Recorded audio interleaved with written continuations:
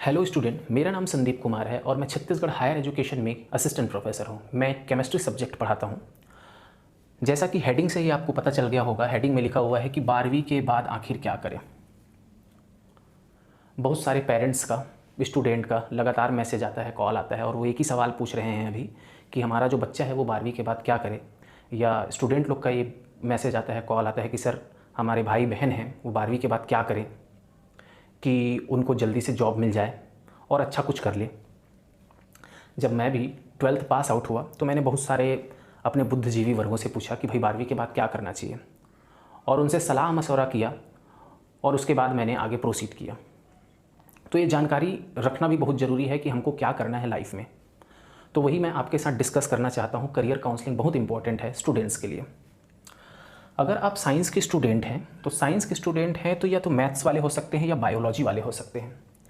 और मैथ्स और बायोलॉजी वालों के लिए इतनी सारी अपॉर्चुनिटी है जिसको आप कर सकते हैं। जैसे IIT जी और नीट का एग्ज़ाम सर्वव्याप्त है। सभी को पता है कि भाई 12वीं के बाद IIT का एग्ज़ाम होता है, नीट का एग्ज़ाम होता है, एक में डॉक्टर बनते हैं, किसी में इंजीनियर बनते हैं, ये सबको पता है।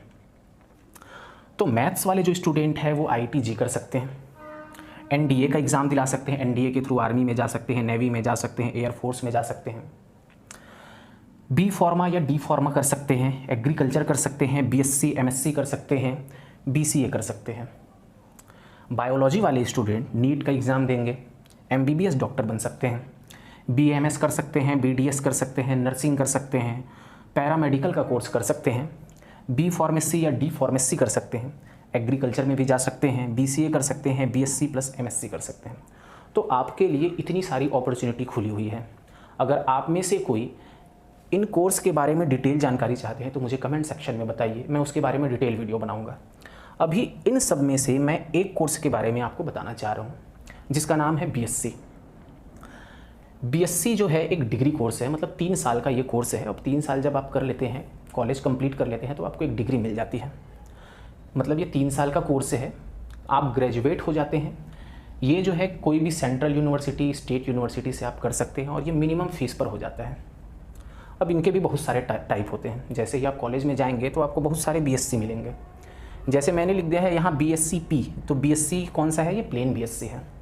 ये कौन सा है? BSc CS है, कंप्यूटर साइंस है।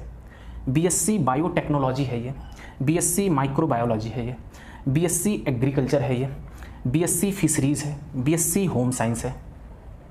इनके किसी के बारे में आप जानकारी चाहते हैं तो आप कमेंट कीजिए, मैं डिटेल में इसके बारे में बताऊंगा। जैसे ही आप इसमें से कोई भी कर लेते हैं, आप ग्रेजुएट हो जाते हैं।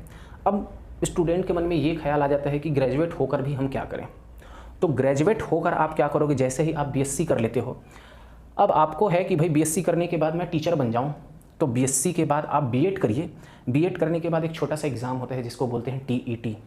आप जिस भी स्टेट के हैं वहाँ का TET निकलेगा। जैसे छत्तीसगढ़ का है तो CGTET, ऐसे छत्तीसगढ़ व्यापम इसके लिए सूचना जारी करती है।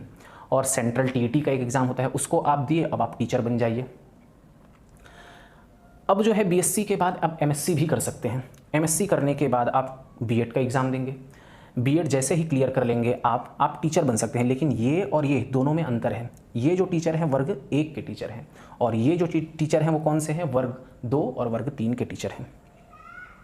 आप BSc करने के बाद MSc कर सकते हैं। MSc करने के बाद एक एग्ज़ाम होता है जिसको बोलते हैं NET।